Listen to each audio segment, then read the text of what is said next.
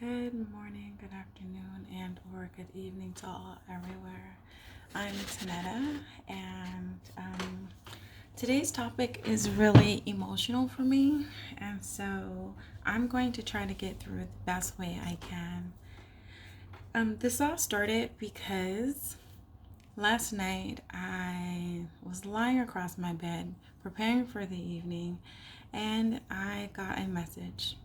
And the message was asking me from an old friend, like, hey, how are you doing? How are you holding up since your sister's death? And I've kind of missed you.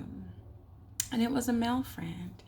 And we've been friends since I was a kid. So I think as that conversation went on, it did strike my interest, like, is this really this person or have they been hacked? Not sure. I am still not sure. I have been trying to reach out to this person to find out if it's really them or not. But nevertheless, it brought up a lot of emotions for me. It brought up a lot of questions for me. The question at hand was, I want to marry you. We should get married. And I was thinking, what are you talking about?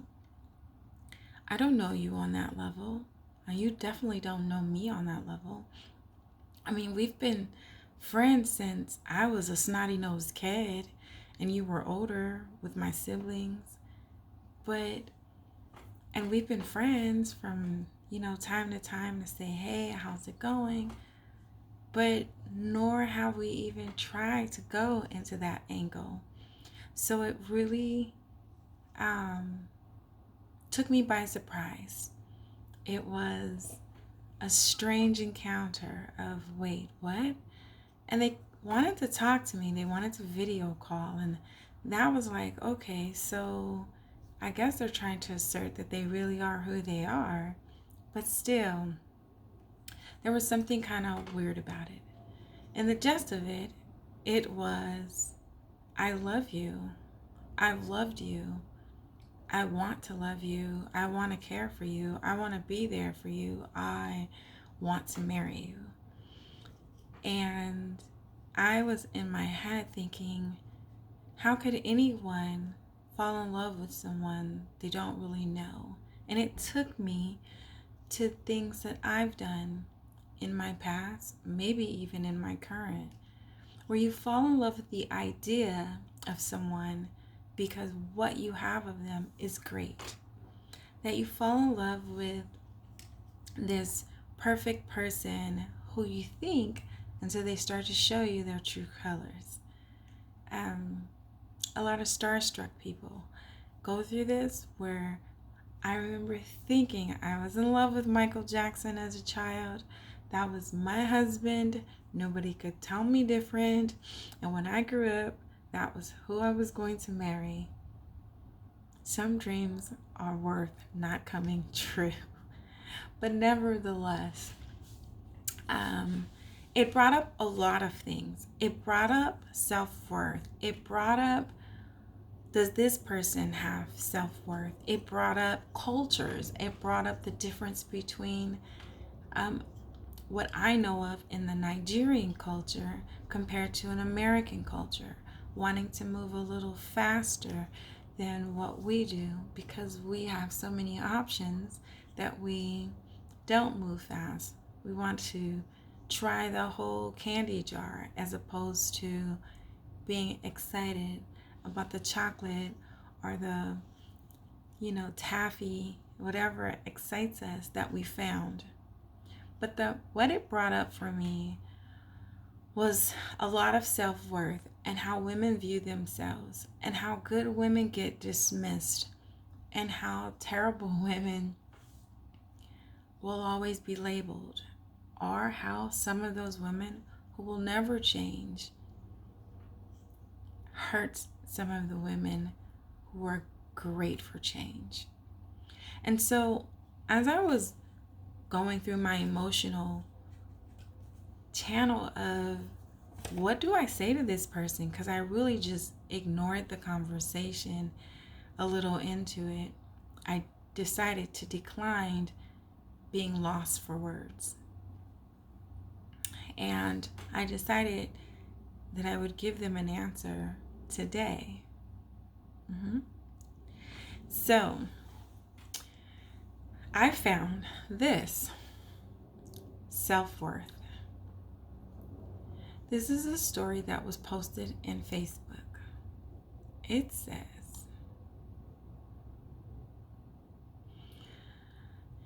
I'm going to put my glasses on because y'all know I swear I can see and I can't. In a brief conversation, a man asked a woman he was pursuing the question, "What kind of man are you looking for?" She sat quietly for a moment before looking at him in the eye and asking, "Do you really want to know?" Reluctantly, he said, "Yes." She began to expound, "As a woman in this day and age, I am in a position to ask a man, 'What can you do for me that I can't do for myself?' I pay my own bills. I take care of my own household without the help of any man, or woman for that matter. I'm in the position to ask, 'What can you bring to the table?'" The man looked at her. Clearly, he thought that she was referring to money. She quickly corrected his thought and stated, "I am not referring to money. I need something more. I need a man who is striving for excellence in every aspect of life." He sat back in his chair, folded his arms, and asked her to explain. She said, "I need someone who is striving for excellence mentally because I need conversation and mental stimulation. I don't need a simple-minded man. I need someone who is striving for excellence, spirituality, because I don't need to be unequally yoked. Believers mixed with unbelievers is a recipe for disaster. I need a man who is striving for excellence and financially because I don't need a financial burden. I need someone who is sensitive enough to understand what I go through as a woman, but strong enough to keep me grounded. I need someone who has integrity in dealing with relationships. Lies and game playing are not my idea of a strong man. I need a man who is family oriented, one who can be the leader, priest, and provider to the lives entrusted to him by God. I need someone whom I respect. In order to be submissive, I must respect him. I cannot be submissive to a man who isn't taking care of his business. I've no problems being submissive. He just has to be worthy. And by the way, I'm not looking for him. He will find me. He will recognize himself in me.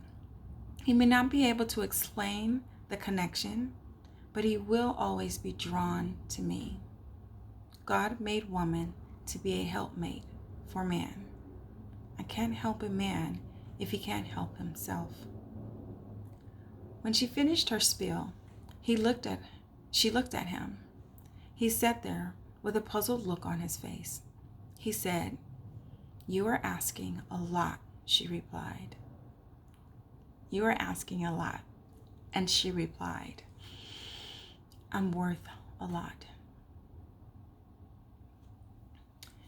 So then the post goes on to say, "Send this to every woman who's worth a lot and every man who has the brains to understand this." I found it ironic that I would find this today on this particular person's page. And I also found it ironic that I was having a conversation with a dear friend of mine yesterday saying, if someone was to ask me to marry them today, like today, meaning yesterday, I probably would shake in my knees, freak out, because I know I'm not ready. I'm not ready because of so many other reasons I'm not going to indulge here on this video. But what it brought to my attention was everything that I found here. If I could find this 11-page letter that I wrote, someone told me to write down everything that I wanted in a man. Like the Roberta Flack song, Killing Me Softly, when she says she's singing her words. He was singing her words. I was thinking, these are my words. And anyone who knows me knows these are my words.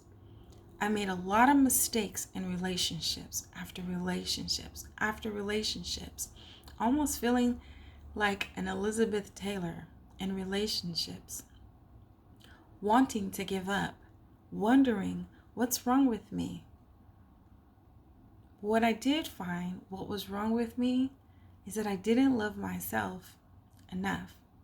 I didn't find my self-worth. Although it was there, I didn't understand it. So if you know me personally, I know some pictures may show what my whole entire body looks like. But for the most part, I don't show a lot of body shots. I am very curvy, well proportioned.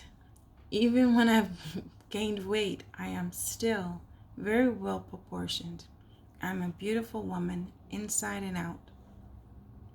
And it is very hard to find your self-worth in such a character. And I say a character because I see myself, but people don't see me. They see the hips first or the butt first, and they don't see who I really am inside and out. When she asked the question, what kind of man, when he asked the question, what kind of man are you looking for? It made me realize that the questions that I asked, what I learned growing up was, what are you looking for? And I seen, can I fit in what he's looking for? If I can't, I will bow out gracefully. And if I can, then I will make him happy. That is what I seen. It is what I grew up in. It's what I seen for generations. I knew what submissiveness meant, and I appreciated it. But never, ever has a man asked me, what are you looking for? I had a spiritual leader ask me what I was looking for, and I wrote that letter so many years ago. But she wasn't asking for herself. But never have I had a man ask me, what am I looking for in a man, in a future husband, as my children's father, etc. What my future looks like, any of those things. Ever.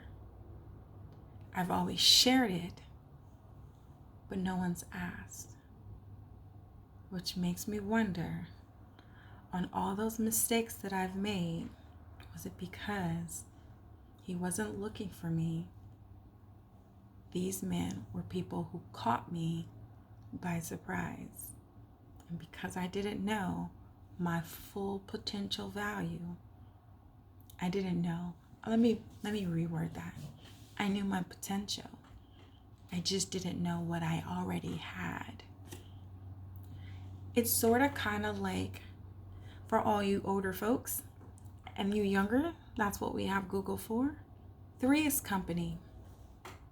Three's Company was a show with two female roommates and one male who pretended like he was gay in order to live with these two women. One of these women was blonde bombshell Suzanne Summers. She played, it's on the tip of my Chrissy. She played Chrissy, who was Christmas Snow, was her name, because her father said she was the best gift he got for Christmas. That's the backstory, if you didn't know. So Chrissy was the typical profiled dumb blonde from back in the day. I don't know if that still exists. I hope not. But if you were blonde, you were considered the dumb blonde. And I know if you've ever watched the Marilyn Monroe documentary, or the movie per se, she shows you that when she changes her hair to blonde and goes through accepting the degrade, the devalue, when men just want her for sex and not for the value of her talent. It didn't matter how talented she was. What mattered was that she was sexually appealing, and that she wasn't someone you wanted to take home to mama. When I was growing up, I heard that women who had big butts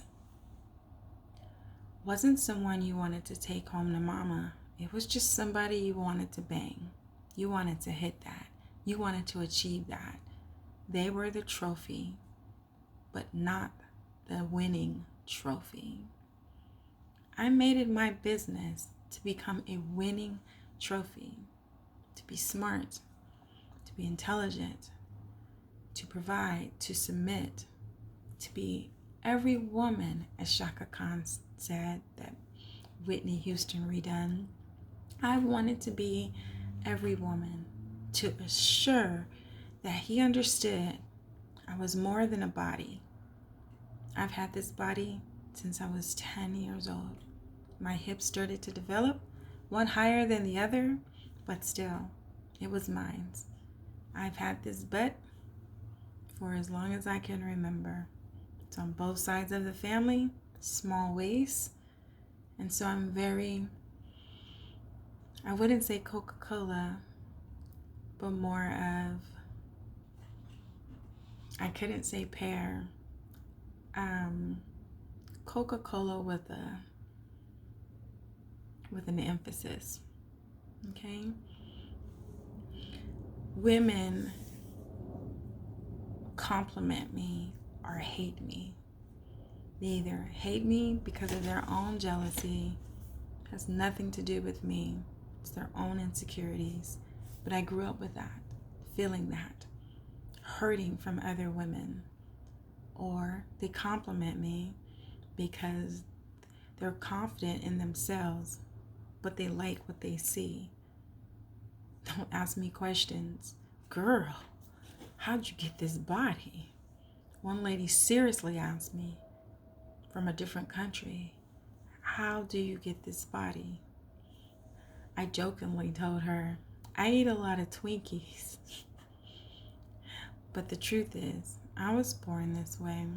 I was predestined to have this body. No matter how much I eat, how much I don't eat, however, it always stays proportioned. I called it a curse until I met my spiritual advisor, and we had great sessions last year. And it wasn't until last year, I think it was last year, maybe it was 2021 when we first met, but I think it was last year when I told him, well, no, I'm cursed. And he said, you're cursed? And I said, this body hasn't done anything but brought me curses, bad relationships. I've been raped from the time I could remember. I've been sexually assaulted. I'm just cursed. It doesn't do me any good.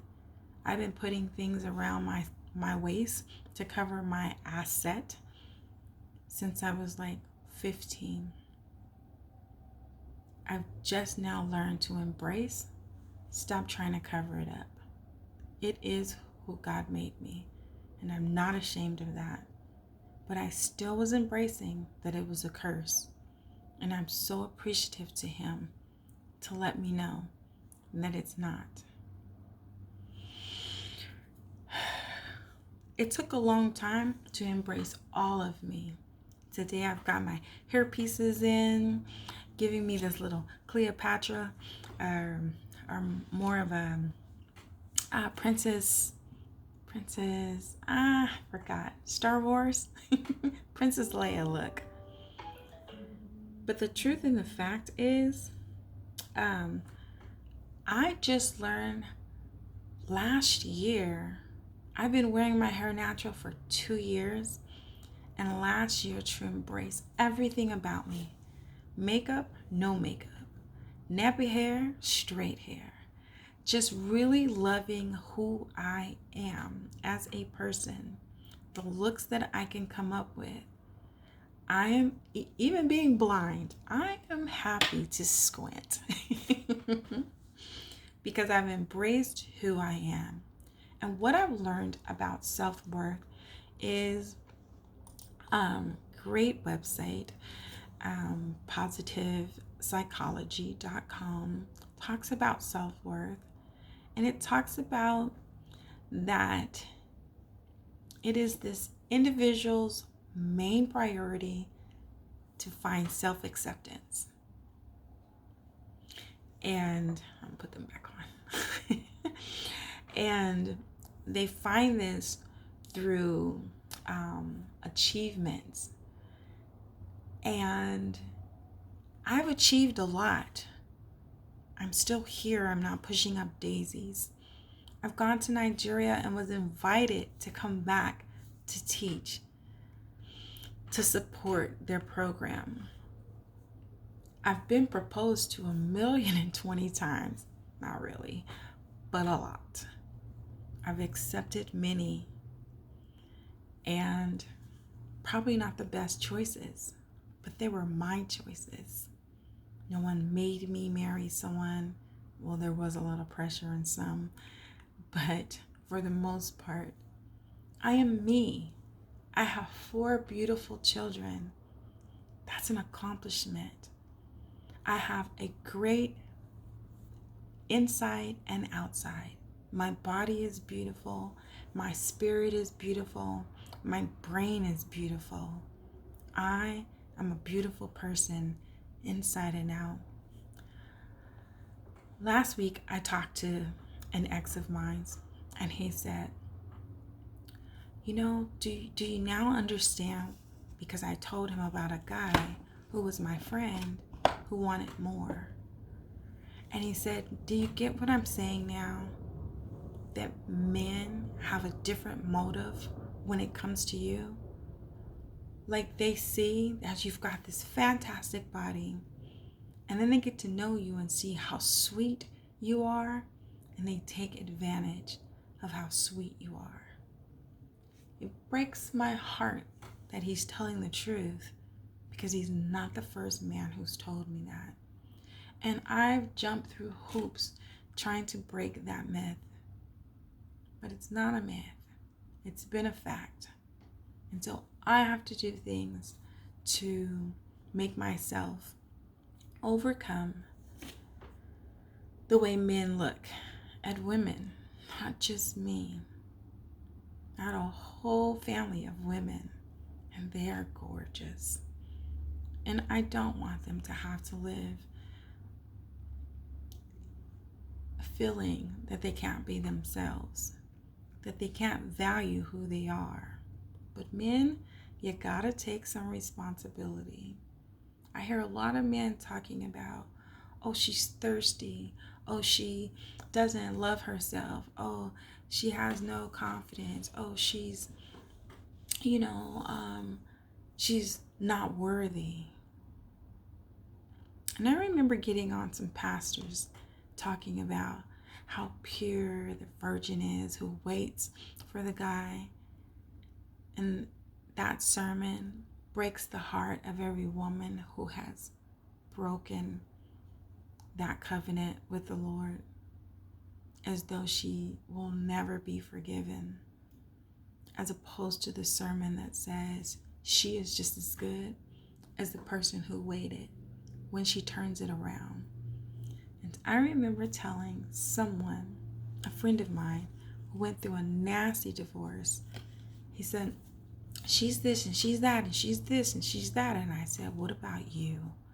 You're the man. You're the headship. You're the leader. I come from a very biblical background, and this is my belief. For all of you who don't believe it, touche, and I respect your stance, but this is mine. And if you are a believer where the men are the headship, where God has made it, where the men are the headship and the women submit, don't get it wrong.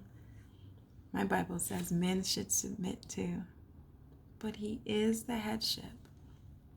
And so, that being said, I told him, you groom her. You mold her to what you want her to be. There are a lot of broken women, but if you see the potential in her, you groom her. I'd like to say you set her straight, but I know some women are going to be mad. I'm old school, but nevertheless, you set the standard of your house. She doesn't get the right to come in and just run over. She doesn't, because she looks to you as the headship. And if she doesn't, she wasn't ready to be married. Now, don't get me wrong. There are a lot of relationships that work out because there are a lot of broken men. Lots of them. Lots of them.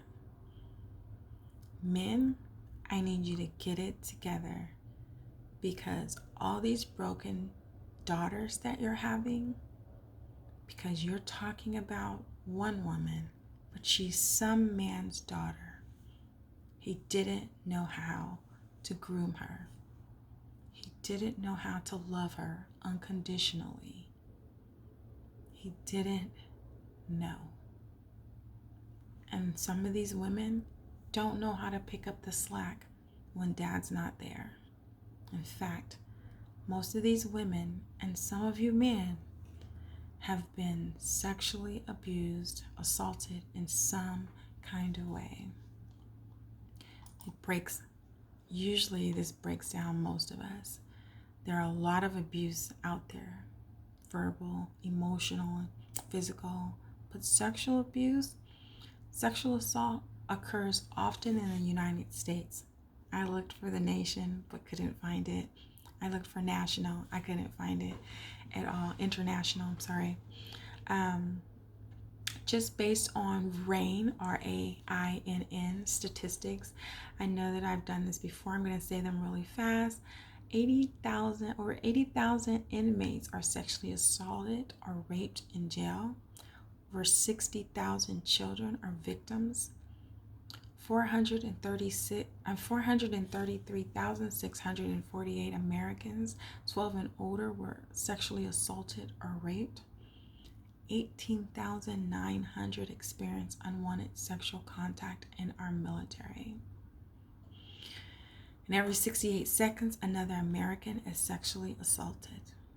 1 out of every 6 American women has been the victim of an attempt or a completed rape in her lifetime. And about 3% of American men, that's 1 in every 33, have experienced an attempt or completed rape in their lifetime. And these are the numbers that men tell you, because most men won't share their statistics. 9 out of every 10 victims rape are females. 90% are females. 10% are males that talk about it. There's a larger percent of young boys who won't talk about it. Excuse me. For the record, 55% are at home or near the home. That's your neighbor, that's the teacher, that's dad, that's mom, that's uncle, that's aunt, that's somebody that you know.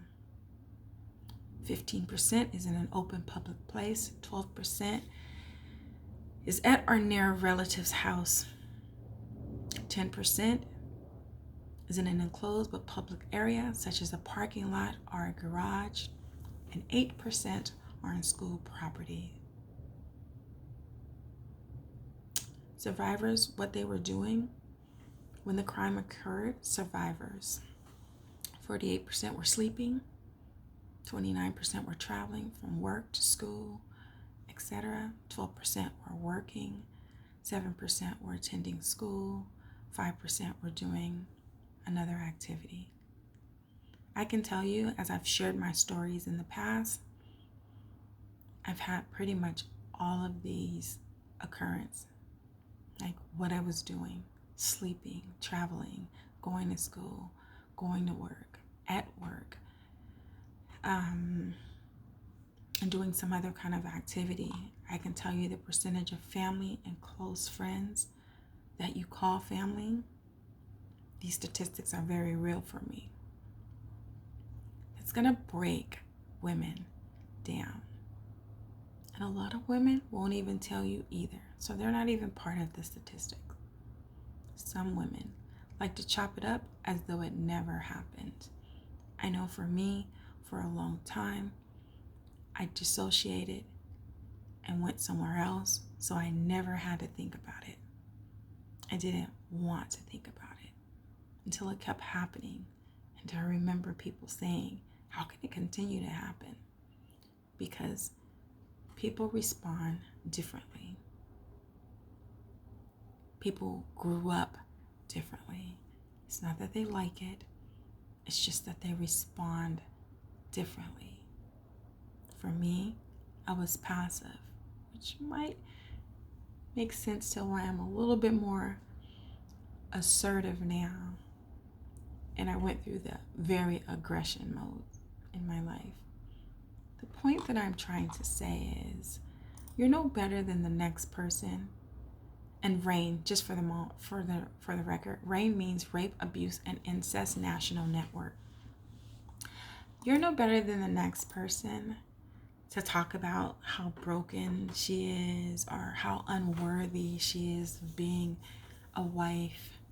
I've been asked to be a baby mama by people that I'm not even in a relationship with because they see the personality that I have inside. And I've always looked at that as, I'm worthy enough to be your baby mama, but I'm not worthy enough to be a wife.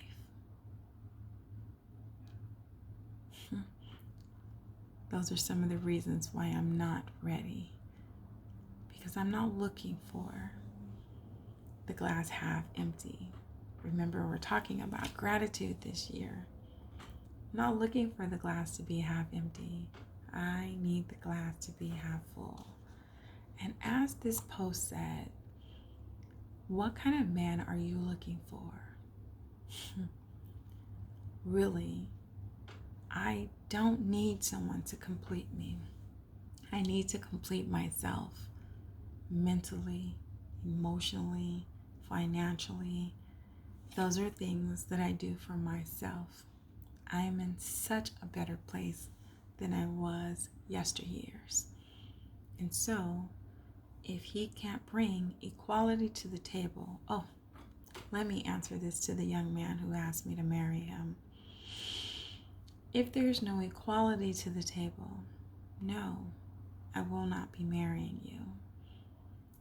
I know how to take care of my own household. I've been deemed as very independent. If you can't break me into being codependent, so, and don't get this wrong. I know that that's going to go totally wrong. Codependent meaning like co-parenting. Two people who are working and striving to reach the same goal. Not that I need to depend on you, but two people striving to reach the same goal. Codependent may not be the word of excellence, but I am a very independent woman. I need to be broken down to someone who can handle teaching me and molding me to be the best undeniable love of their life, so that they have a co-partner that strives for the same things. And I do ask those questions, and men who've known me know, what can you bring to the table? Is a question that I ask What can you bring? And I don't mean just financially. My number one thing is you need to stimulate my mind. So if you've been my boyfriend in the past, ex-husband, it means that you stimulated my mind in some kind of way. It is my number one thing. I once dated a guy because he played Scrabble and had these phenomenal words. I was so impressed by something so little but was so important to me. I don't need to babysit a man. I want to nurture our relationship and hold him when the going gets tough and love him like there's nobody's business, because I've loved the Lord and I've loved myself first, and now I've made room for him and loving my kids like it ain't nobody's business. I am that person, but if I have to babysit your mental health, you're not doing anything for me but tearing me down. I need someone who's striving, not be simple-minded, as it says. I need them striving for excellence in everything that they do, that they put God first, that they put themselves second, and everyone else is after. Well, I guess I should be next, and then everyone. A man who understands the biblical sense of what a husband and wife are. I hear people all the time, put your children first. Biblically, when you get married, your spouse is first. You better choose the right spouse to love your kids like they're his or her own. Because if you can't, they're not the right person at all. Now, I say that you can groom a woman since you are the headship, but if she does not want to be groomed, and if she is running around doing the darn thing, manipulating you out of money, cheating with your friends, cheating with any and everybody, I can't say she's not worth it, but I can say she's not worthy of your time, your effort, your heart. She probably belongs to someone else. And the feeling is mutual with guys as well. If not, he probably belongs to someone else. So I don't have time for lies and games. I've already been to the show. I've already seen the show. I've already been the puppet on the strings, and I've already watched the puppets show. I need someone who's family oriented, one who is a leader, a priest, and a provider. I once dated a guy who said, I will give you the world. I didn't recognize that he would give me the world. So to you, dear sir, I thank you for your admiration of me, but I have to respectfully decline, because as I read this list, you're not on those lists of those boxes of checks, and not once have you asked me, what am I looking for?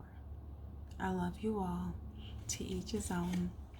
I respect your stance, respect mine.